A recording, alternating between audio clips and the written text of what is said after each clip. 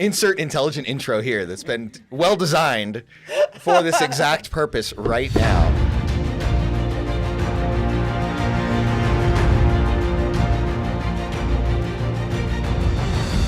Hi, I'm Mike, and this is my wife Dawn, and this is the Heroes Forge. So what we're going to talk about are things like, hey, who the heck are we? And what do we believe? Why you might want to listen, and a little bit about the patriarchy and the feminine social order. That'll get their attention. So I guess let's just dig into it. So, Like, hi, who are we? yeah, who are we? We're the Weirdos. Well, I'm Mike, and this is my wife Dawn, and we're married almost 21 years. Shoot, this month. This 21 month. years. Yeah. Yep. And we've been together for almost 26 years. So it's been a wild ride, and we like each other still, and that's a good thing. That's the goal there, right? Right? When all the little birdies fly the nest, and you sit across the breakfast table from this person that you've spent all of this time rearing children with, go, do I still like you? And do I still know who you are? Right? That's really important. 'Cause- That's how we started. Like, that's how we've always postured our relationship, our family, everything. Yeah, absolutely. So a little bit about me is I'm retired from the Air Force. I served for 12 and a half years. And now I'm a business owner. I've got a couple of businesses here in our local town. I own a real estate investment firm and a retail game store where we help people to have fun, play games, and to make new friends. And Not sponsored. Hashtag not sponsored, maybe sponsored. Semi-sponsored? Is that a thing? Self-sponsored is absolutely a thing. That's like when you put the cut in and you like advertise your Yeah. own products and services, right? If you Maybe want at fun some and point. games, you can come on down at Fat Cats Gaming at 113 East Concho in San Angelo, or visit us on www.fatcatsgaming.com. Something like that. Ew, that's funny. You could do mad voiceover. That'd be great. Maybe. That'd be great. So, how about you? Tell us about you. Who am I? Who are you? I don't know. Crazy. No. I'm his. That's what I am. I am his. Boom. That is. Dig it. That's the crux of what we're all doing here. Right? But I've been along for the whole ride. We met at summer camp. Before, like, the internet was a thing. Like, before meeting on the internet was even on the radar. We Yeah, were they like AOL chat rooms or Yeah. something back then. we were like the weirdest love story, and then we weren't because weirdos on the internet were meeting, and then now we're back to being, because that's normal. Yeah, it's normal. So meeting at summer camp is now, again, a weird thing to do. Well, the thing is we had to meet in person as opposed to Yeah. like swiping on an app or something. Yeah, I didn't have a phone until I was in college. What's an app? I don't know. I don't know. Right. I was really jazzed that I had like one of the first phones with a camera on it. Oh, yeah. I It was remember like that. the new wave and the new hotness and stuff. Yeah, it was really funny. But what do you do? I have been the professional sandwich maker and cat herder at home. Yeah. We make sandwiches at the shop. I just tell people, like, I make sandwiches at home. So, Yeah. but I actually, we were in college, and then he said, I'm joining the military. And I said, what? And so it just happened where it was like, okay, so are we doing this together, or are we kind of just going to do your thing until I have to wait for another few years, because we were already engaged at that point. So it was like, yeah, I want to do this with you. And I'm like, okay. So I finished that semester at school, and I never kind of like took classes here and there, but then I never really went back to school. Sure. But and by the time we actually looked up and went, do you want to finish school? I'm like, do I need to? Like, no. And then I was like, okay, I'd rather focus on our 4 kids, almost 15, 13, going to be 14 in a couple months after that. They're 14 months apart. And then there's a big gap in the middle. And then we have a 6-year-old and a 4-year-old. Yeah. So, and we've always known from before we had kids that we wanted to home educate. So they never leave, ever, which is good. But, you know, it's a little bit tough sometimes being um, I have ADHD, and I get overstimulated sometimes within the first 5 minutes of the day. And I'm like, oh, it's gonna be like that, huh? Okay. Jesus, take the wheel. Take the whole car as it's on fire, careening off the highway. All right. So I do home educate. We go to a once a week co-op, and I'm the now high school teacher for that. But it's really awesome. It's a great experience. And it helps me, almost reacquaint myself with education and the learning process in and of itself. So that's been fun, and it's been a joy to watch my kids just develop into these smart, like deep human beings. I'm like, oh my gosh, you have thoughts and opinions now, not just opinions for the sake of opinions. So, Oh no, we've equipped them with logic and reasoning. Yeah. Whatever will we do?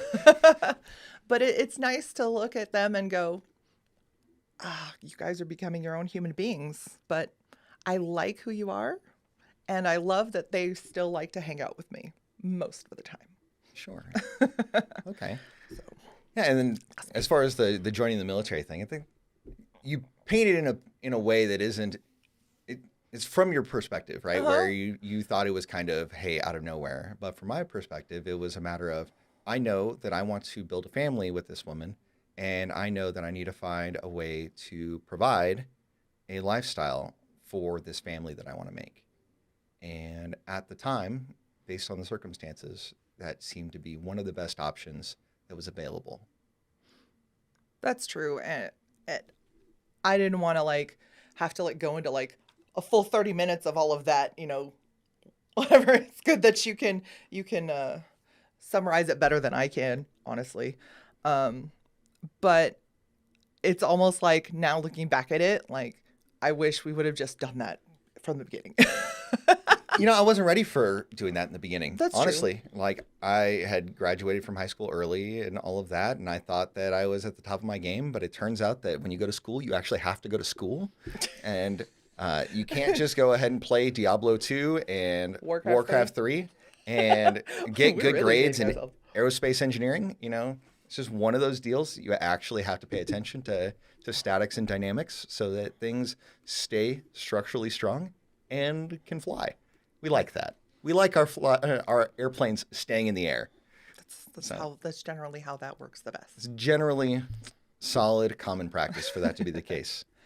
But it was, honestly, I'm just now seeing, because I went to school and I was doing all these things and I was on this track, and then my life, the trajectory of my life, not that I'm just oh my goodness, I'm just some kind of martyr or whatever.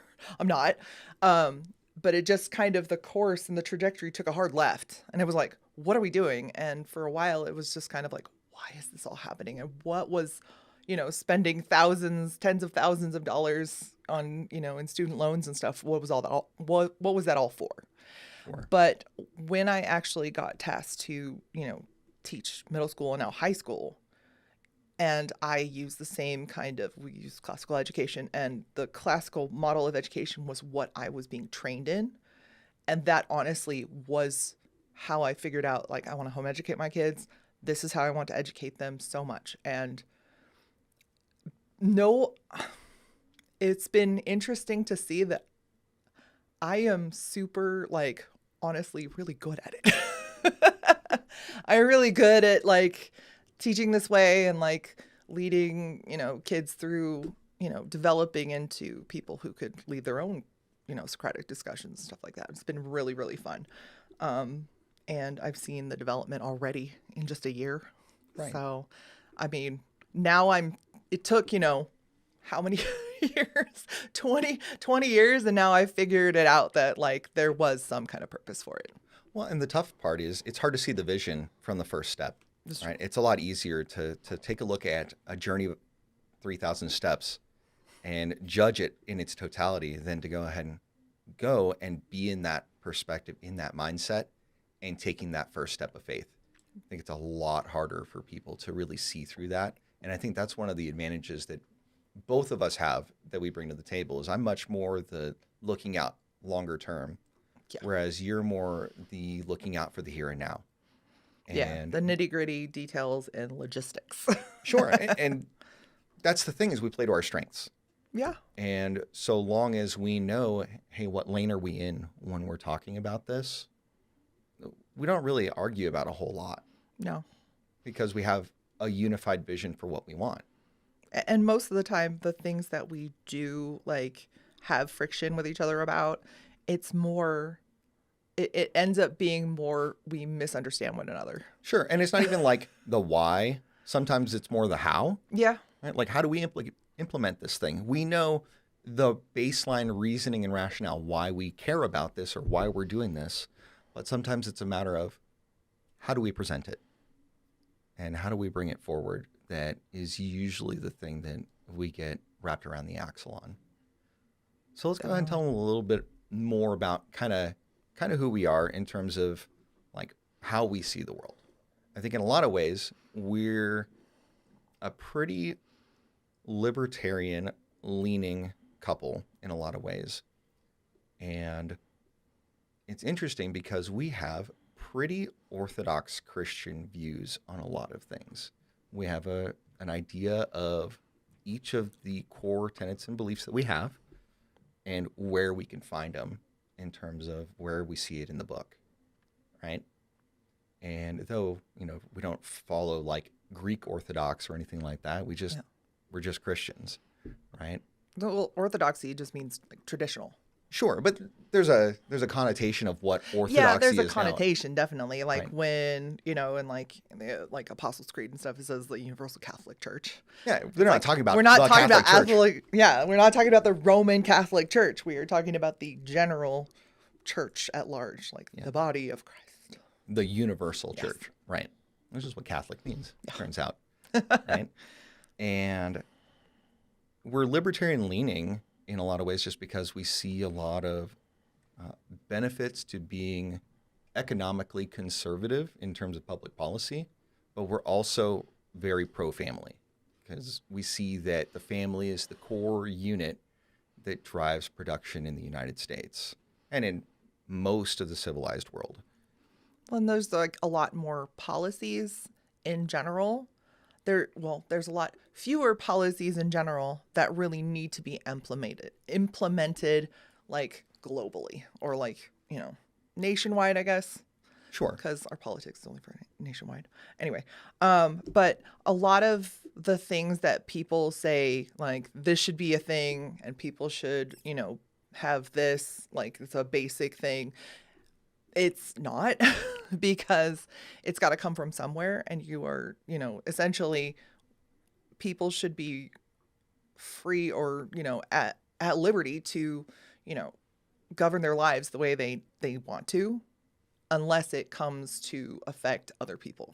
Yeah, and I think we live in a very interconnected society in a lot of ways. And I think that a lot of those lines are blurring. And some people use that blurring to intentionally exaggerate circumstances for effect when they want to enact some kind of political or policy. And I think that there are relatively few policies that need to be implemented and need to be enforced, but it's good that we have a republic as our cornerstone form of government, right? Where it's not just majority rules, because there's a lot of silly people out in the majority, right? And it's good that we have representatives that we elect by popular vote so that they can go ahead and put forward policies that benefit the elector or their population at large or their constituents. It right? plays more to the kind of the law of averages. Right. Whereas there's some protection against like crazy policies. Whereas if you can go ahead and get 50% plus one to enact crazy things, I think that we'll end up with a much more dangerous society. Whereas I think that it's really good that we do have certain things that require a supermajority in Congress to get through. I think in a lot of ways, the fact that we're a little bit permissive in terms of social policy and a little bit more rigid in terms of economic policy puts us at odds with a lot of people. And Yeah. a lot of Republicans think we're Democrats, and a lot of Democrats think we're Republicans. It's just interesting to when you dialogue with people, you say one thing and automatically they shut off their open-mindedness, and their evolved like aptitude to, converse and dialogue and whatever. They'll just shut down automatically and go, "You're this," and it's like, wrong. Well, that is Incorrect. It's usually accompanied by some kind of shaming language. Yeah. Right? It's, oh, well, I thought you were a part of my tribe. Now you're not. So you get to go ahead and get banished in shame world in some way. We'll label you with this label here or that label there, and hopefully other people will shame you because we labeled you. Yeah, especially like, you said this buzzword, so I don't like it. And immediately they just shut down rather than going, wait a minute, hear me out a second. Can you just, nope, we're already done. Well, I think a lot of people are accustomed to looking at things from a binary perspective and to really hear just keywords and take it as a dog whistle to shut their brain off rather than to actually engage in meaningful dialogue. And I think that art is lost in a lot of ways in our society because a lot of arguments, even on simple matters of public policy, often degrade into name calling and emotional outbursts. But a lot of that is not helped by the way that policies are promoted, right? They're promoted primarily through an emotional lens, and they use storytelling to really exaggerate the effects of certain things or certain circumstances or situations in order to achieve some kind of political benefit. Well, especially when you just say this, like, generally this, and then somebody goes, well, my friend's daughter's dog's aunt. Like, what? Right. So the general idea They're is like, that, well, I'm special. I'm the exception. It's like, that's why it's a rule. There are exceptions, but why do we have to talk about that? well, the exception doesn't disprove the rule, right? Is the bottom line but notion. But people are just like, automatically, that's what they throw in there. Well, I think that's a lot of how people interpret life is, oh, what you're saying offends me, so I'm going to go ahead and put out there some kind of counter story to deal with it rather than actually talk about why is it the general case. Nobody wants to talk about that. No, nobody wants to talk about that. So in a lot of ways, we bring common sense to the table and, well-reasoned, well thought through arguments for why we believe what we believe. And a lot of it's just common sense to us, but we know that common sense isn't really all that common nowadays.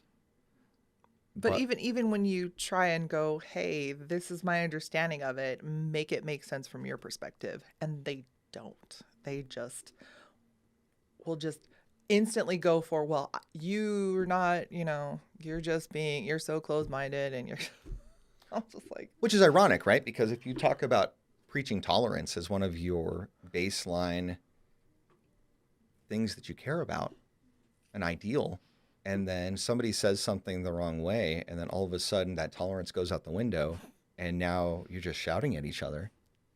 That doesn't make for a better civil society. Well, especially at this point in our lives, at this juncture, it's just like, okay, I don't have time for you. That's fine. You just want to be, we'll just leave it there. Obviously, we're not going to get anywhere. This is not going to be a productive, discourse. It's not going to happen. So, okay, bye. And sometimes the right call is is it a relationship that's at risk? Yeah. And is this argument worth damaging the relationship over? Oh. And sometimes the answer is yes. And that's something that's an uncomfortable truth that people don't want to address. Yeah, would you Most rather- of the time, the answer is no. But Yeah. sometimes the answer is absolutely. Well, yeah, especially do you want to have a relationship or do you want to be right? Especially in things that honestly, nobody's offing anybody. Nobody's, enforcing, stuff it's not like a Holocaust situation. It's not like anything super, super life and death. Right. And it's like, okay, I don't want to go this route. because it's not going to be productive, and y'all just going to get mad. So, Well, I think that a lot of that comes from people having their political identity be the majority of their identity. And when you talk about things in such a way as to cause them to feel a certain kind of way about the way that they identify, that it ends up being a self-defense mechanism more than anything else, is they will fight because you're challenging their core identity. mhm. Whereas I think that from our perspective, our politics is a relatively small part of our identity. And I am much more concerned about my role as husband and father and employer and community member. I'm much more concerned about those identities than I am concerned about whether I wear an R or a D. And I think that's really, really the thing that sets us apart a little bit is at this point in my life, I mean, nobody's going to fire me. Yeah. Like, okay, so I own my businesses. I own my real estate. We have enough money coming in that we don't have to worry about one wrong word getting us landed into HR and then losing our job. And then all of a sudden now we got to scramble and figure out what's going to happen. And the biggest reason that that is the case is that we don't jump on every bandwagon that comes by. Like it's like, it's not the hill I want to die on. I'm sorry. No, thank you. But for me personally, I'm at this point in my life, definitely, where it's like, yeah, nobody's going to fire me, but also you aren't paying my bills. Yeah, right? That's kind of the deal, right? You aren't paying my bills. Like it's fine for us to be on opposite sides, and you can think of me all kinds you want, but I'm going home with you. So Yeah, exactly. And I think a lot of people just don't have the ability to separate those things. Mm-hmm. So something that I think will rile people up a lot is that we care more about our marriage than we care about our relationship with our children, right? And it isn't that we don't love our children. We love them a lot, to the moon and back. But like you alluded to earlier on when we were introducing ourselves, at the end of the day, they're going to leave the nest at some point. They should. I hope so. Right? Because we will have prepared them to be contributing members of society and to have their own thing. And we'll always be there to advise them and to be a sounding board. But at the baseline, it's you and me, babe. Mm-hmm. It isn't them. We would love to go ahead and do all that we can to make our grandchildren's lives all the better. And I think in a lot of ways, we have laid that foundation over the last 10, 15 years to make that happen. Yeah. And it's really interesting as much as we gross our oldest out. I think she's coming around to it. She kind of is, but she's just like, oh, fine, whatever. And she kind of goes somewhere else. But, they know that not only are their parents like married, whereas a lot of their friends are not. Right. But we definitely like each other a lot. There's a lot of benefits to that, right? Yeah. Well, they know, that is possible. Mm-hmm. And they've seen us, like the atmosphere gets tense sometimes, but they know that it's like, oh my gosh, they aren't just sitting there like diving under the bed going, are they going to slug each other out? Are we going to have to leave somewhere else? Like, it's not a thing. They're just like, y'all need to go outside and have it out. Like, I'll see you when you get back. It's just like, but that's very few and far between, It's not often that's Yeah. the case. So, but they know that no matter what, I mean, they've seen some stuff like, we've gone through some tough things, and they just know that's not even on their radar, that like there's going to be something like we're not going to be together. Sure. And the thing is, like, that there's certain things that are non-negotiable, and you understand that, right? Mhm. And barring those things that are non-negotiable, we're going to have a great time Yeah. because I want you to have a better life, and I want to give that better life to you. I like having a party buddy. It's fun. Sure. And the thing is, it has been a lot of work and a lot of sacrifice over the years to get to where we're at today. And a part of that is I have to be on board. Right. I mean, for years, pretty much our whole marriage, I've told like newly engaged, all doe-eyed and like honeymooners and stuff like that. I said, if you don't believe in his dreams, this isn't going to work. Because ultimately, that's going to be the core of what he needs, is to know that you support him and that you are going to be along for that and going in the same direction, or it's not going to work.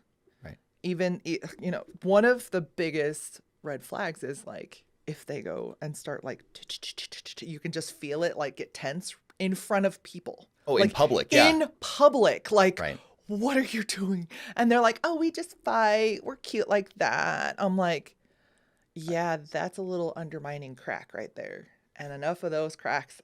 And Jesus, take the wheel. I essentially, because I've seen it too much, I give you 5 years.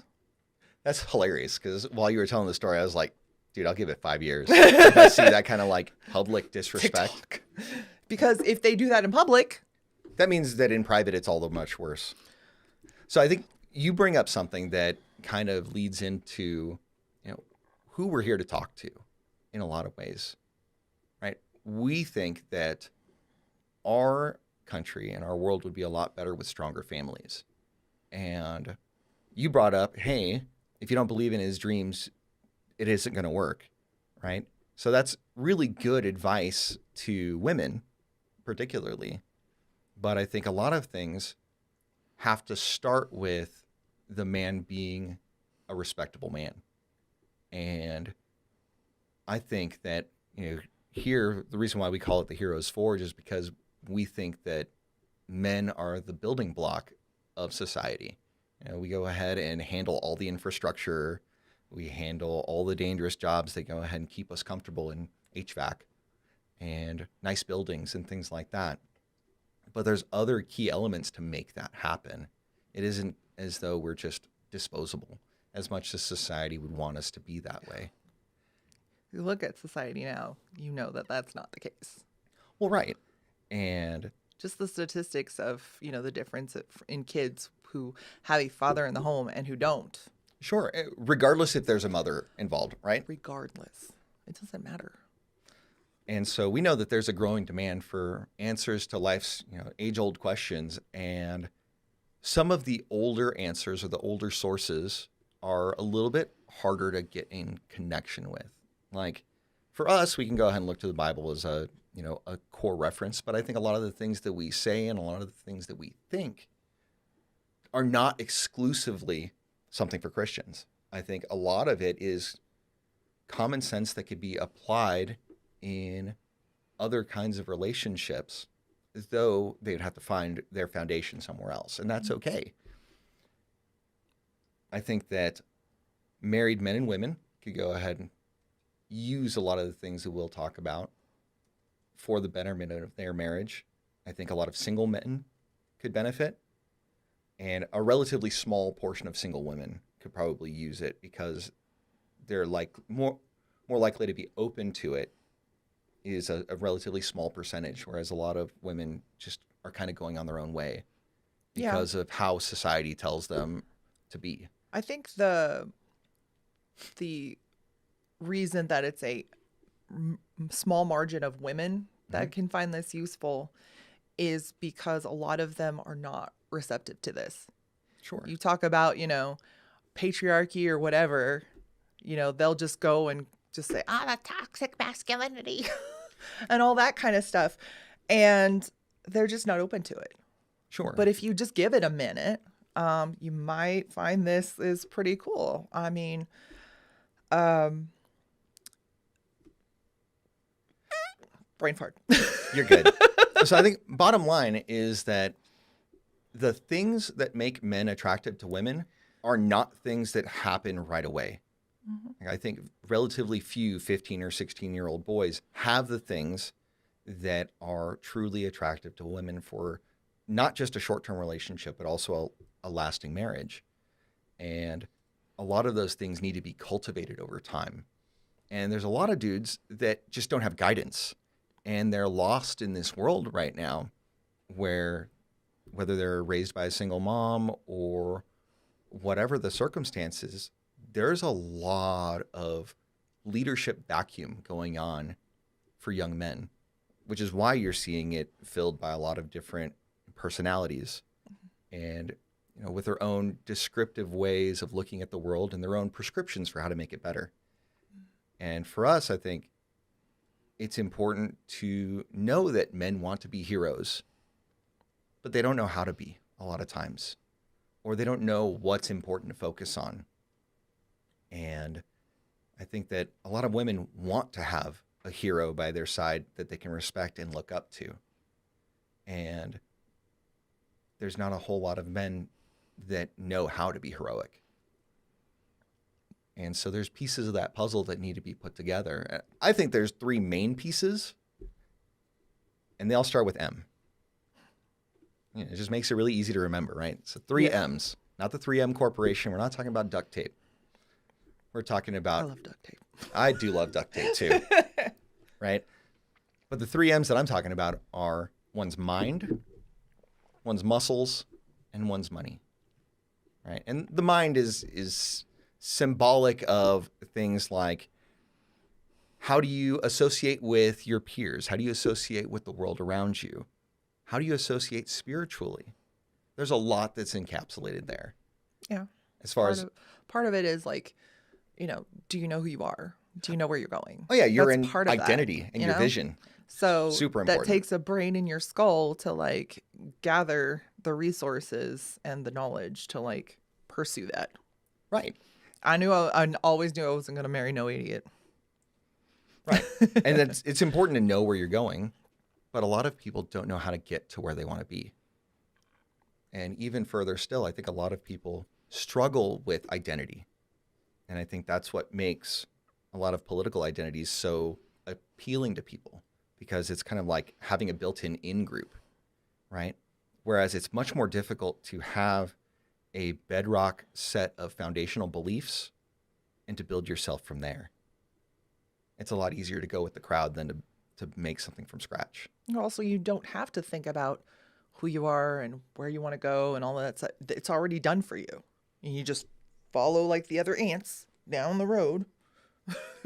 Yeah, you just serve the ant queen and you get the food and you bring it back to the hive and you'll have a mediocre average life. And that's okay. There is nothing wrong with that. If that's what you want to do and that's where you go off.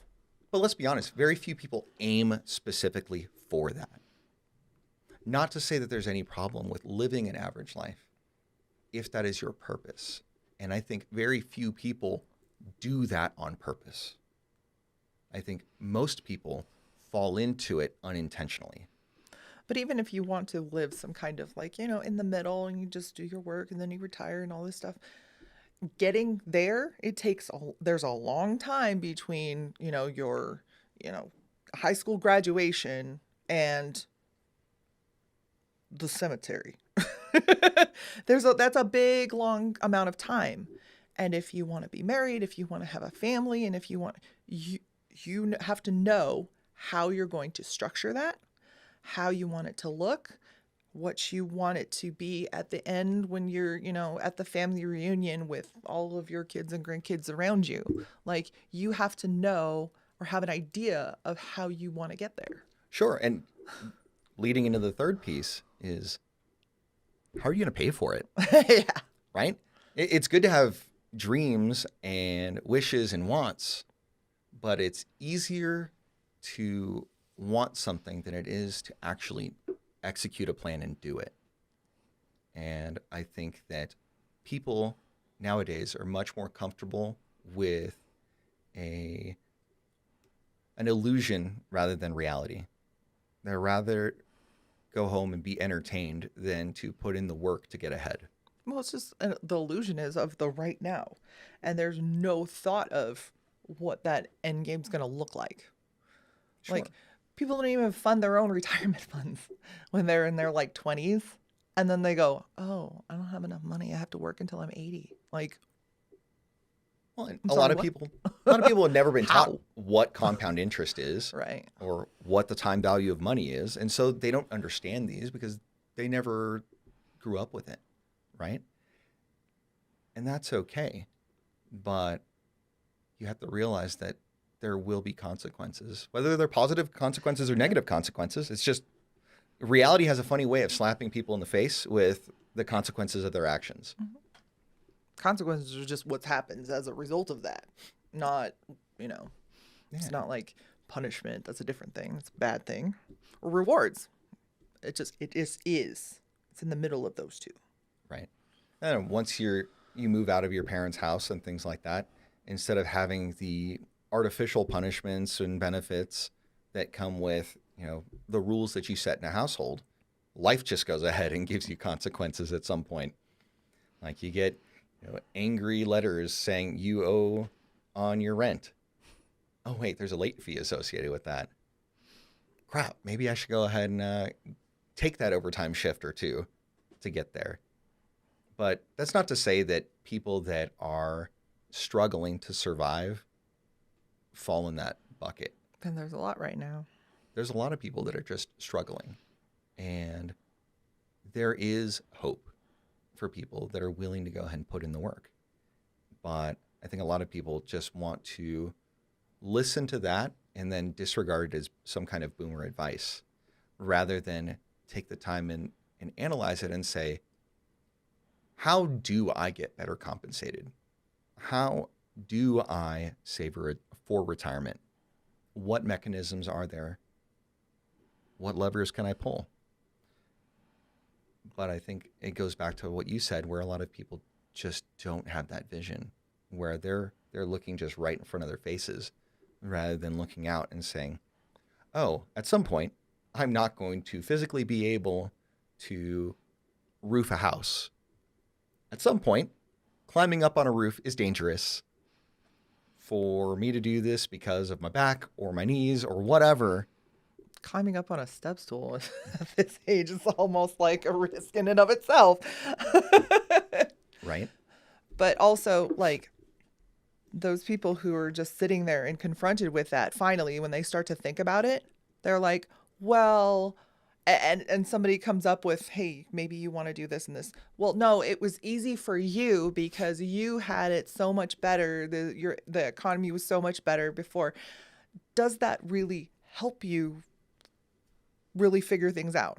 You're just automatically going to just push that away and just, point the finger at somebody else and insult them. I don't know. Well, But it's a defense mechanism, it though, right? is. It's a matter of, hey, I don't want to engage with that. I would rather disregard it as something that is unachievable than to actually tangle with it and say, what value is there to be gained from looking at that perspective and considering whether it is true or not?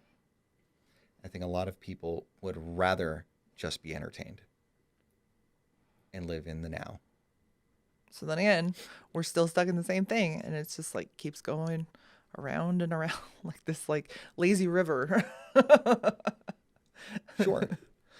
So, but I think a lot of that comes from the society we live in now, where I think that in a lot of ways we live in a female-centric social order, where we really go ahead and look to cater to female proclivities, female attitudes, more than taking the time to consider whether those feelings have any kind of factual basis to back them up, right? Like if you go ahead and look at marketing, for example, 70 to 80% of consumer purchases are done by women in the United States. So marketers have this huge incentive to really push to promote their businesses and services to women. And when you look at how media is consumed, for example, if you have a message that isn't exactly super duper pro women, you usually get hit in the algorithm or whatever. You get canceled. Or you get canceled, right? And people will go ahead and not want to contend with your ideas. They would rather just have your ideas never be heard in the first place, right? So you've got things like demonetization or other things to ratchet down certain voices and promote other voices that happen in our society. But going to canceling, I mean, if you talk about the things that happened in like 2017 with the Me Too movement or like Believe All Women, I think it's an interesting thing that there is an instinct to believe the things that women say without really taking the time to check into things. And I mean, there's plenty of good rationale as to why you would go ahead and believe an accusation first, take action, and then investigate after. But I think all too often the damage is done before the investigation happens. Right? Yeah, because you've called that person's reputation or whatever into question. Sure. And that's always just, it's going to linger. Right. And a lot of times it's not even the legal punishment. Like you can go ahead and be acquitted and be found not guilty of doing some heinous thing that you were accused of. And the punishment is the process, right? The fact that you've gone through and had your reputation savaged without any recourse, right? Because it is very rare for someone that has made a false accusation to face anywhere near the level of punishment of the person who, if they were found guilty of the thing they were accused of, would face. So, I mean, I'm of the opinion that if you go ahead and falsely accuse somebody of, graping somebody, that you probably should be facing significant punishment if it's found out that you were intentionally lying about what happened. Especially just for the just to communicate the fact that nobody should bring about should even stand up and say anything if they don't have like a whole lot of stuff to back it up. Well, and the thing you is, just ruin someone just because you say something and you just make it up out of nowhere because you don't like them. And I think a lot of the rationale is you don't want to discourage people from reporting genuine things. Definitely. And a lot of the knee jerk, like the pendulum swung the other way all of a sudden, came from decades of this kind of stuff getting swept under the rug and being pushed aside, and women getting they did get gaslit into silence. Right. And that is the whole thing. Like, we're not discounting any of that. No, and I think that but now punishments should fit the crime, Yeah. and if you did the crime, you should do the time. Definitely. Absolutely. But now, like, the pendulum swung the other way. It's like, believe all women. It's like, no. That's probably not the best either. I've always taught kids, and I love that I've at least in 30 weeks like drilled that into 8th graders, that it's like, we don't live in the world of black and white. We don't live into the world of either or. Right. We live into the world of both and.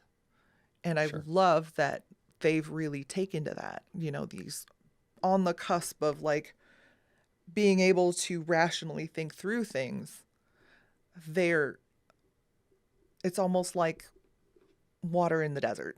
They're like, yes, we need that. Sure.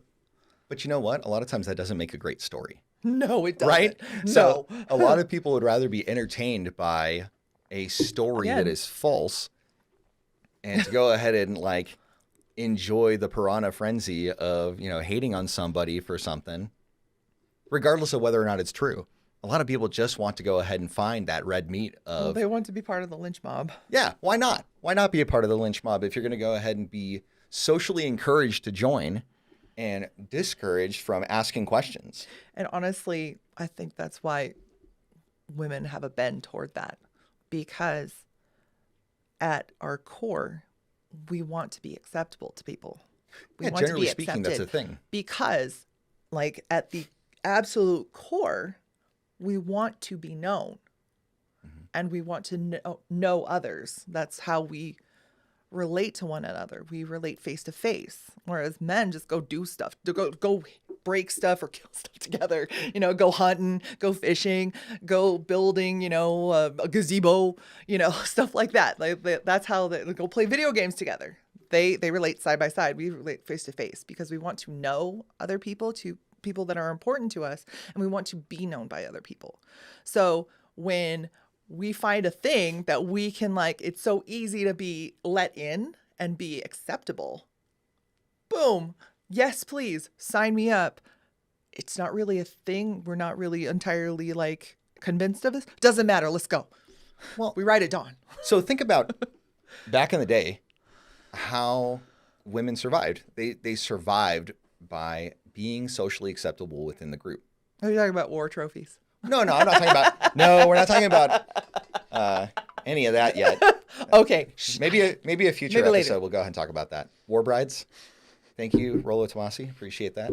Anyway, I think that a lot of it comes to survival and how women identified with one another back in the day. You wanted to go ahead and be accepted by the tribe because if you were kicked out, what were you going to do, right?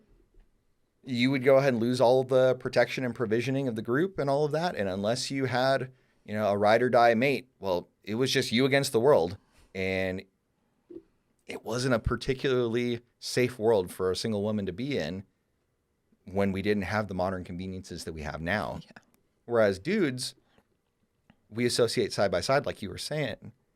We went and hunted and we earned glory through the things that we did and what we brought home.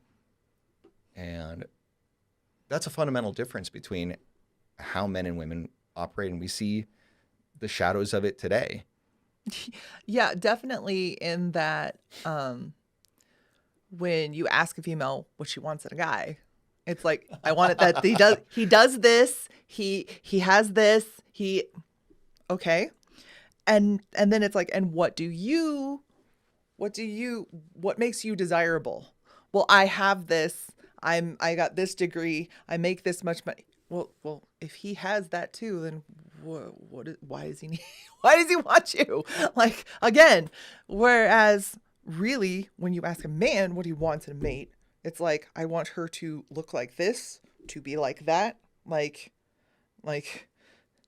and it's not what she has or what she does and what she makes and doesn't matter. Yes. What does she look like and how is her character? Right? It's like, I want somebody that is fit, fun, friendly, and feminine. That's what I want. But I think that's common for the majority of men. And I think a lot of times when you ask a woman what she wants, she'll give you things that are socially acceptable. She'll say a certain height or a certain amount of money or a specific job title that she would want to have. And you see a big difference between the things that they point out if you ask the other gender what they want. Generally speaking, women want somebody that is successful. So they treat men as if they are success objects, right? And then men tend to treat women as if they are other objects, right? If we're going ahead and looking at the baseline, like obviously there's more than just looks and all of that, but it helps, right? Right. So, because that's the first thing when they see him across the room, that's what's going to make them move toward her. right. And then it's like, and then the second filter is what comes out when she opens her mouth. If it's a bunch of nonsense and a bunch of like, attitude. Next. That remember that curve, that hot to crazy ratio. Oh yeah, the crazy hot curve. Yeah. This is the unicorn zone. Talk about that later. Yeah. That'll be Oh on my gosh. another episode. We'll talk about that. But it's interesting that you bring up like, hey, what do you bring to the table? And that's like a big question in today's society. Yeah. And I think that it's really easy for men to say what they bring to the table, but it is socially unacceptable for women to give an answer to that question, because I think a lot of people in more female-centric spaces will say that it is as if you are objectifying yourself to give reason or rationale or to even answer that question. But it's like, hey, if all you're offering is your own objectification, do you think you might be working against your interest just a little bit. Well, it's a catch-22 because then they say all these strong, independent woman things like, I have this degree, I make this much money, I do, and it's like you're already qualifying yourself to this man that you're trying to, put yourself out there for. Whoa, but you go ahead and get people upsetty spaghetti about that when you tell them, hey, the things that you've built don't really help in that arena. But honestly, how's that working for you? Not so well, because even if you do find someone that's like, oh yeah, that's going to be great, down the line, it's not going to be any kind of glue that holds a marriage together. Well, right. You're looking for things that are... Especially if you want here and family. Yeah. And I think generally speaking, most women would like to have a family down the road. And I think that most men would like to have a family. But if we look at, the history of how many men have procreated and how many women have procreated, only about 40% of men in history have procreated, whereas over 97% of women have. There's a bit of an imbalance there. We'll let people go ahead and do the math and figure out how that works, but neither here nor there. The important part is, like, if you were going to go ahead and craft a deal with somebody of the other sex, would you not want to go ahead and know a little bit about what they value? Like, it's important to go ahead and talk about things that the other person cares about rather than looking out for your own interests. Like in any business negotiation, it's kind of the same way. It's like, I know I have my interests and I know that you have your interests and we have mutual interests here. How do I go ahead and give you what you want? And how do I get what I want from you in a way that works out for both of us? But I think that a lot of women are not willing to look at it that way because they don't want to go ahead and look at it as if there's some kind of equal treatment. They would rather have an unequal deal. And that's neither here nor there, but you have to know who is it that you want and what is it that you provide in exchange. And I think far too few people are willing to take the time and have an honest self-assessment of what they bring. Yeah.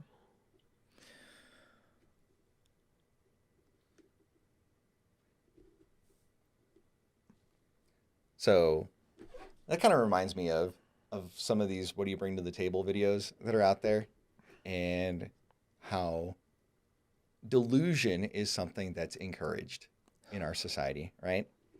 And even in just the craziest things, like when women will go ahead and make the response, I am the table. Like, it just doesn't make sense because you're ignoring what the question is, right?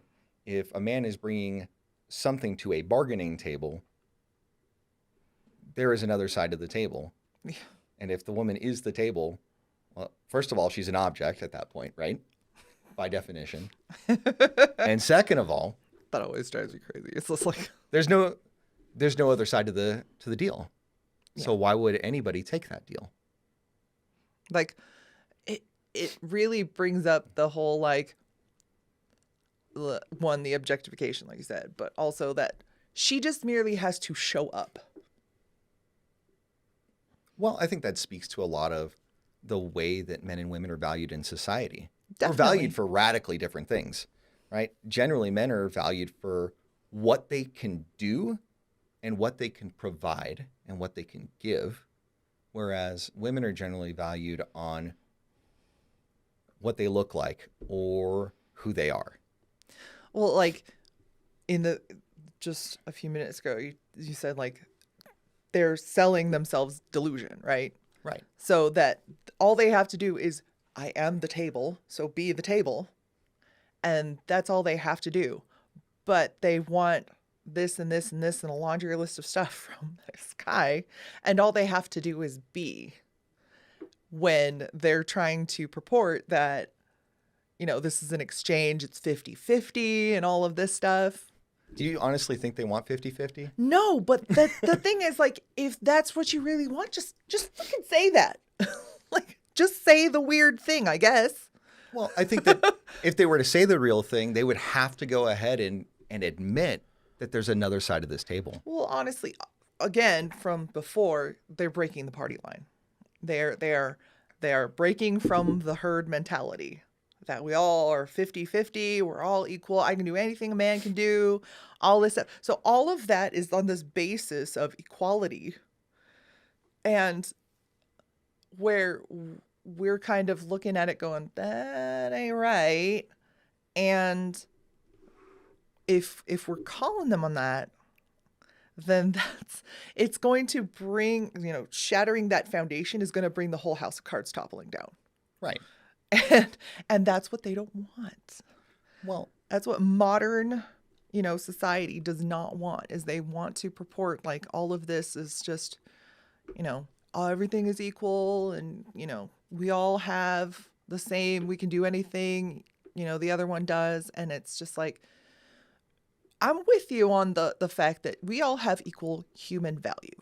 We all have value as human beings. Right. We all just deserve to be treated, kindly and with civility and all of that stuff.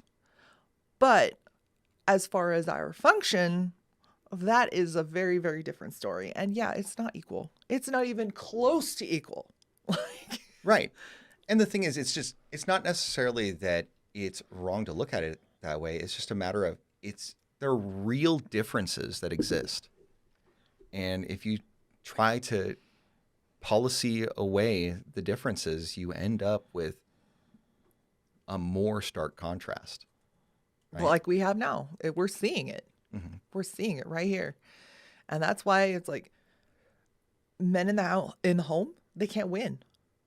Because even if they try to lead, the woman will just go on her merry way and be like, I don't need you. You're crazy. This is what we're doing. And it's like, if you don't know how to like fall in line together, and I don't even care if like you're one of like the special people where the female wants to go out and go make the money and go, whatever. However you structure it, you cannot have like two leaders. Like, but where would we be with our two presidents or our two I love The Office. CEOs? I will make a ton of Office references, I swear. Right? But yeah, where will we be without the popes? Yeah, without the popes. They're going to pick two now, right? Is that how that's going to work? I mean, There's right? no way. But, too many cooks in the kitchen spoils the soup. And in the household, in the home, in the family, there has to be one that's pulling anchor. Sure. There has to be one that is doing the ultimate guidance. And there's one that's got to, in every situation, there's one that's got to take a step back. Right, but I think that's insulting to a lot of women that have. Yeah. like- They get upsetty spaghetti. It's gonna be upsetting for them. Well, But the and I thing is that once you fall into that, once you actually give it a shot, especially if you do from the beginning, try it out. And it's almost like you've been holding on so tightly for so long that when you finally slack your grip and things go better, it's like, what was I holding on for? Right. Amazing. And I think it's interesting because if you look at our establishment media, in a lot of ways, they reinforce the idea of the dullard husband or the incompetent man. Yeah. Like the sitcoms of, when we were kids. Sure, like Home Improvement and The Simpsons, like Homer Simpson. Everybody loves Raymond. Right? Or yeah, absolutely. And there are just countless examples of these family dynamics that are being put in front and center to American households as if it is the standard. Do you remember that one during, like, I think it was Christmas before last, some of the ads that were coming out, especially for like vehicles? Okay, what about it? I think it was for like trucks. I think it was Chevy, but I'm not sure. Okay. But it was like for a truck, and the wife bought 2 trucks, Okay. and he was so excited, but then she made him like sleep out in his, That's crazy. and she got to pick the one she wanted first or something. It was just, it's been 2 years, so details are like hazy, but the fact was just like she got to pick. Like she decided what they were gonna what this huge purchase. Cool. But then she's presenting him with a gift, but then there are all these strings attached because she gets to like deliberate how it's apportioned. Yeah. And it was just like, because as you said, advertising is to be for women, and they're trying to get more women to make the purchases that makes the world go round. And it was just all these commercials like that where it's just like they put this man down. It's just so sad. It's like, why do you even have to put anyone down? I don't even care. I don't even care which one it is. Right. Why are we doing this? Well, it's a reflection of the society that they want to happen in a lot of ways. But more often than not, it is the man being disparaged because that's acceptable. It's socially acceptable. And when you flip the script, it's like, oh no, that's not okay. It's like, well, the other one's not okay either. Oh, What are we doing here? don't say the quiet part loud. I know. They'll come after you. Again, not paying my bills. Yeah, right? So, going back to delusion. So there's a lot of social movements that really prey on delusion, right? So kind of like the fat acceptance movement, I think, is a thing that is like really polarizing, right? You have so much effort being put into women to go ahead and gas them up.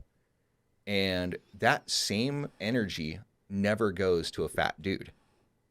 Like if a dude is fat, he's just the butt of the joke. Whereas if a woman is fat, they're like, yeah, I love your curves. Go queen. All these things like that. And that's not the only thing that our society unequally does to the two genders. Mm-hmm. Is we have a lot of things that if we want to go ahead and make women feel better about things, we just gas them up. Whereas society and life just punches dudes in the face, right? Because if a dude is fat, they're far less likely to get dates with desirable women. Mm-hmm. That's just a fact of life. And they are far less likely to be respected by their peers, right? Because a lot of times people will look at that and see that it is an outward sign of a lack of inward discipline. And I think that men are held to that standard far more strictly than women are. Yeah. I mean, let's address the elephant in the room, being me. Like, I am not exempt from, I'm not going to point fingers at other people and then, be looking the way I am. But the thing is, if you're going to tout that line of body positivity and accepting yourself and all of that stuff, do it equally. If you want to make it equal, then be equal. Like, don't sit there and not say anything about, if you're going to gas a woman up, find a dude. Be like, say your piece. Like, speak your message to both. Do it. Apply that globally. Well, that sounds all well and good, but like in practice, that's never going to happen, No. right? Because I think in a lot of ways that our society likes reinforcing a double standard, and it is purposely done. Just like everything else we talked about. Right? Like with the women and stuff, it's like, I just have to show up. Mm-hmm. But you have to do all the things. But I just have to show up. But we're equal. Are we though? Right. It kind of reminds me of, hey, we're all equal, but some people are more equal than others. Yeah. Gosh. And that's a lot of stuff we went over today, right? Yeah. We talked about who we are, a little bit about our background, stuff we care about. It's like you can see the route the train is going. Right? And sometimes it'll go ahead and stay on the rails. And sometimes, oh boy, we're going to find ourselves way off the rails and then come out back in the weeds. Right? But sometimes the weeds, you find gold in the weeds sometimes. It's fun. It's just, and usually it's probably me, and my chaotic energy coming out. Yeah. Well, I mean, you're generally more chaotic between the two of us, and I'm more lawful. And Yep. that's just how we Yep. roll. And I think that Chaotic good, though. chaotic good. Chaotic good. Yeah. And I think it makes life more interesting that way, Yeah. right? So, I think also like the one of the big factors that has made us successful together for over 20 to 25 years. depending on how you count it, yeah. Yeah. We were together when we were teenagers. Is that synergy. But instead of like saying, I can do anything you can do, and you're just, I'm just letting you do this. No, leaning into it rather than like trying to homogenize everything. Rather than that, always like, I will take care of this.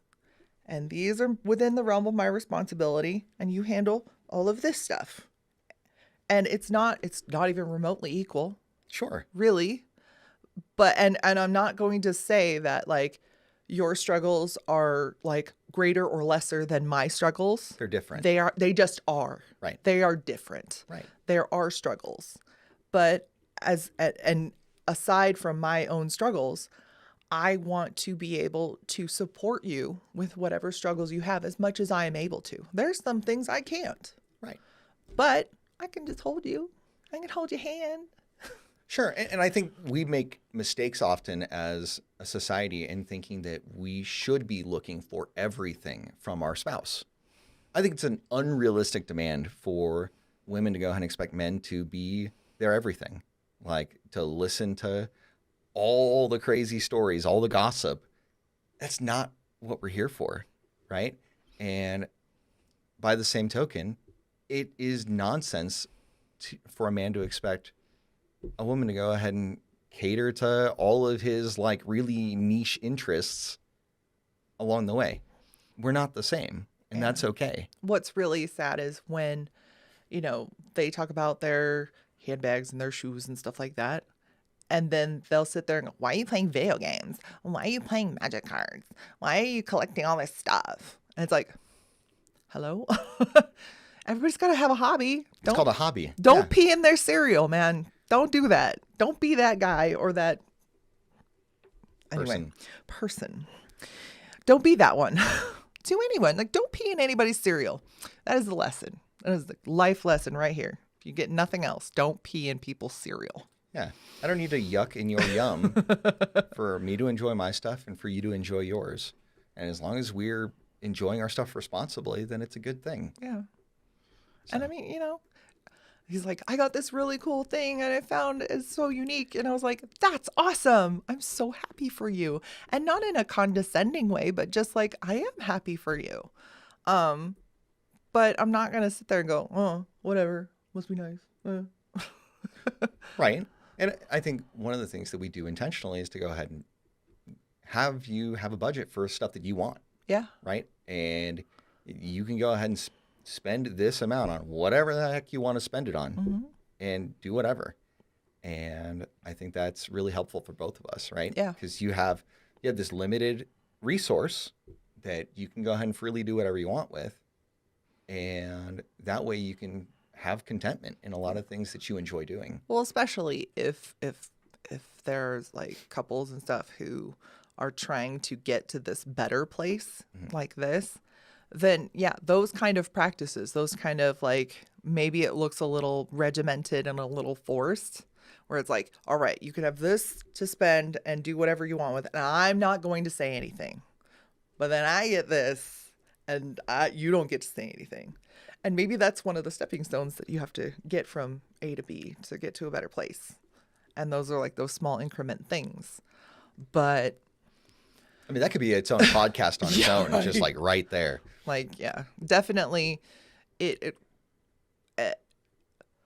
like talking, speaking about this stuff and having women listen to it before they start to choose somebody and all of that, then hopefully they can temper their expectations and communicate more of those expectations, but also improve, to being more open to what the other person's expectation is. And to like kind of reconcile and even negotiate that. rather than just, well, you're not this and you were supposed to be. It's like, how was he supposed to know that? Sure. But getting to, at least before even the whole process starts, that is the goal. Yeah. But even if you are in a place where you're constantly at odds and you're like, I don't know if this is going to work, go talk to somebody. Sure. That seems like a good place to go ahead Yeah. and wrap things up. Like, if you need somebody to talk to, we'll go ahead and post something in the description, or you can go ahead and book some time. And I'm sure you'd be willing to help, young ladies or women. And I'm down to help dudes out because I think it's better for us to stay in our lanes that way. And until then, don't pee in other people's cereal. Please be good to Please, each other.